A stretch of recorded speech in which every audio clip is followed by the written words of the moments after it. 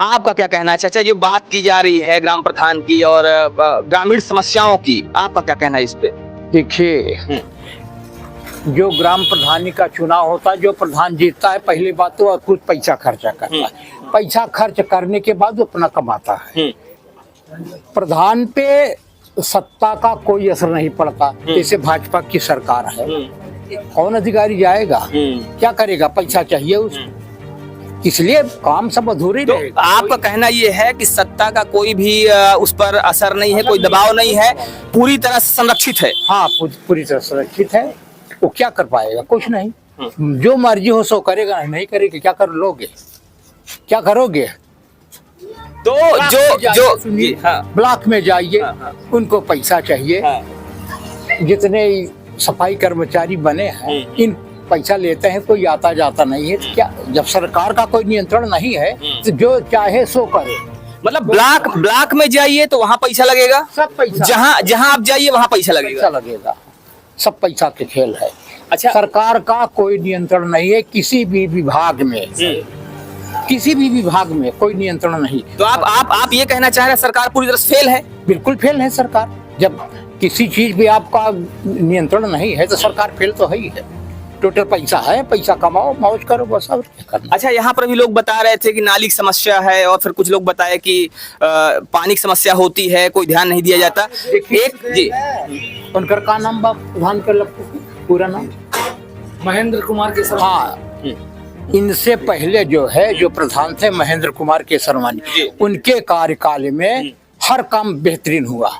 वो किसी को डरते नहीं थे, चाहे एसडीएम हो, चाहे बीडीओ हो, किसी को जमींदार है ना, इस वजह से किसी को नहीं डरते थे। हमारे गांव में इतनी समस्या थी, खड़ंजे की समस्या थी, नाली की समस्या, वो सब आदमी बैठ के बनवाया। उससे ऐसा प्रधान हमारे ग्राम सभा में कोई नहीं। वो आदमी दिलदार है और किसी को डरता नहीं, क्योंकि पैसा लगाता है। पैसे खाने को उसके पास तो मन है कि हम पैसा खाऊं।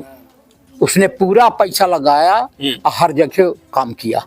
तो जब व्यक्ति के अंदर ये एक इच्छा शक्ति होती है कि काम करना है, तो वो काम करता है, जनता के लिए काम करता है।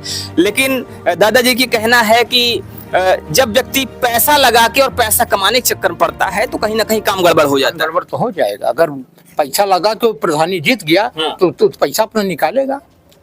अच्छा, ये आपने जो बात कही, बड़ी बात कही है। एक चीज और है कि गांव में जब विकास की बात होती है तो गरीबों की बात होती है, और गरीबों के लिए बहुत सारी योजनाएं आती हैं, चाहे वो कॉलोनी की बात की जाए, शौचालय की बात की जाए, अन्य सुविधाओं की बात की जाए। वो सुविधाएं यहाँ पर कैसी रही पिछले 4 सालों में? देखिए, सरकार जो है अनेक प्रकार की योजना निकालती है, लेकिन योजना असलियत छोटे जो गरीब तबके के उनको सही ढंग से नहीं मिल पाती। उसमें बिचौलिए का हाथ रहता है, बिचौलिए अपना जैसा चाहे वैसा करेंगे। तो जो कॉलोनी दी जाती है उसमें बिचौलियों का हाथ होता है? उसमें भी हाथ होता है, उसमें भी हाथ होता है। आप एक बड़ा आरोप लगा रहे हैं, आप कह रहे हैं घूस लेते हैं तब देते हैं। क्या कॉलोनी देने से पहले भी घूस लिया जाता है? जी, अगर नहीं लिया जाता तो जो जिनके पास खेत है, पक्का मकान है, उनको कॉलोनी दे दी जाती है। जिसके पास छप्पर है उसको क्यों नहीं दिया जाता? कई ऐसे केसेस हैं, कई ऐसे केसेस। चलिए मैं दिखला दूं कि बेचारी यहाँ वो थी, उसके पिताजी खत्म हो गए, वहीं पे रहती है। उसका घर आज देखिए एकदम खड़ाहर है, लेकिन उसको आवास नहीं मिला, आज तक नहीं मिला। तो एक बड़ा आरोप है कि जो पात्र हैं, पात्रों को ना आवास मिलता है, ना सुविधाएं मिलती हैं। सरकार ऊपर से खूब दावे करती है, सरकार पैसे भी देती है, लेकिन वास्तव में जब जीरो ग्राउंड पर देखा जाता है तो जीरो ग्राउंड पर लोगों को वास्तविक स्थिति जो होती है लोगों की, वो बिल्कुल अलग दिखती है। अच्छा, आपने भी बताया कि पैसे लिए जाते हैं तब सुविधाएं दी जाती हैं। कितना पैसा लिया जाता है? जब गरीब आदमी के पास पैसे नहीं बता दे, अगर उनके पास खेत बा, पक्का मकान बा, उनका कॉलोनी मिलत बा, जेके छप्पर बोका नहीं मिलत बा, के मतलब घूस लिया जाता तभी तो दिया जाता है। कितना डिमांड की जाती है, कितना घूस मांगी जाती है लोगों से? जेका मिलेगी बहुत चोरी चोरा दही दे, जितना दे कहीं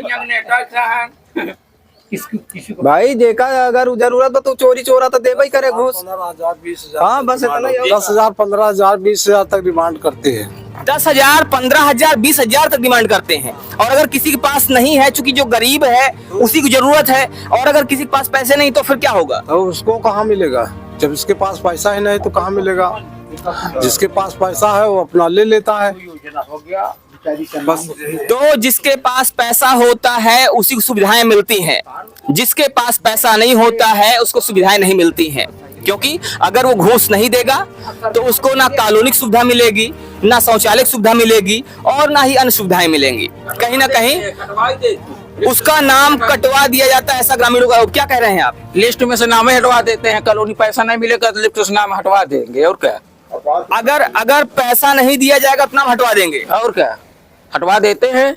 गरीब है तो भी, गरीब है, पैसा नहीं उसके पास, नहीं देगा कुछ तो हटवा देते हैं लिस्ट, नाम तुम्हारा पात्र नहीं हो, नहीं है, कट जाएगा। लेखपाल कोई भी आता है अधिकारी सब वो कर देते हैं।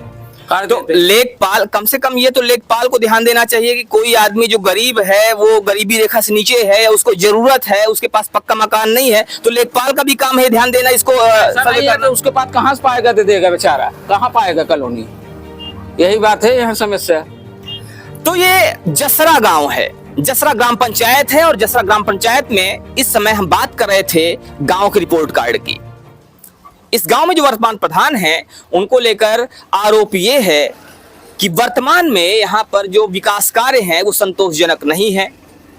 लोगों का कहना यह भी है कि जो मूलभूत सुविधाएं हैं उस पर भी ध्यान नहीं दिया गया, चाहे वो बिजली की समस्या, चाहे वो पानी की समस्या रही हो और चाहे वो नाली की समस्या रही हो या जल निकासी की समस्या रही हो।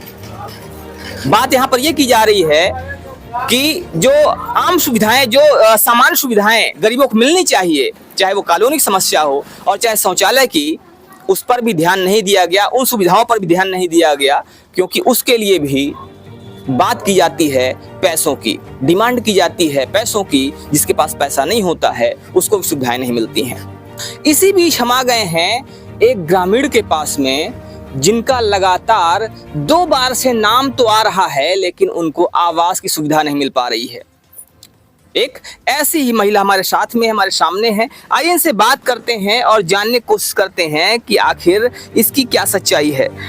अम्मा, अभी कहा जा रहा है, बताया जा रहा है कि आपके पास आवास की सुविधा नहीं है, क्या सच्चाई है इसकी? हमारे पास आवास नहीं है।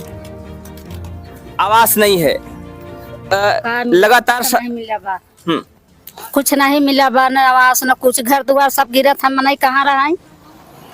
अच्छा, ये कहा जा रहा है सरकार की तरफ सुविधाएं दी जा रही हैं और कहा भी ये जा रहा है कि जो भी गरीब हैं, जिनके पास आवास नहीं है, जिनका मकान कच्चा है, उनको आवास उपलब्ध करवाया जाएगा या करवाया जा रहा है। बहुत सारे लोगों को आवास दिया भी गया है, ऐसी बातें की जा रही हैं।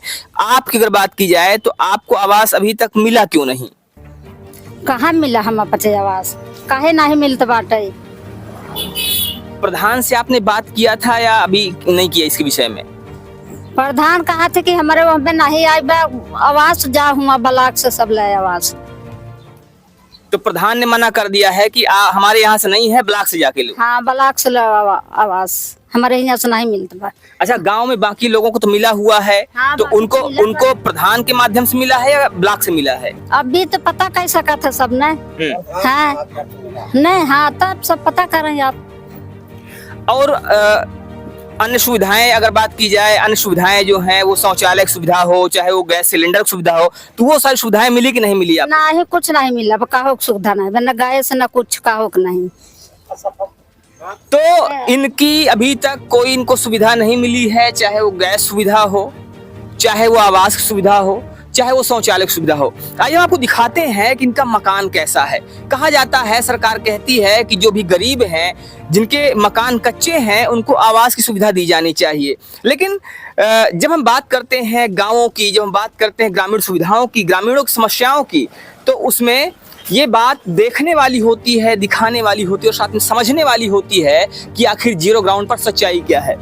ये मकान देखिए इधर से गिरा हुआ है, मकान कच्चा है और इस कच्चे मकान में अगर देखा जाए तो स्थिति जर्जर बनी हुई है।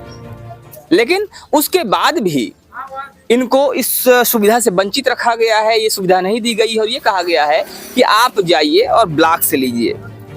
अब इसका कारण क्या है, ये सिर्फ वही जान सकते हैं जिन्होंने ऐसी बात करी हुई है। लेकिन कहीं ना कहीं वो लोग जो गांव से संबंधित हैं, जो गांव से जुड़े हुए हैं और जिनको वो सुविधाएं मिलनी चाहिए, उनको सुविधाओं का ना मिलना अपने आप में एक बड़ी विडंबना है।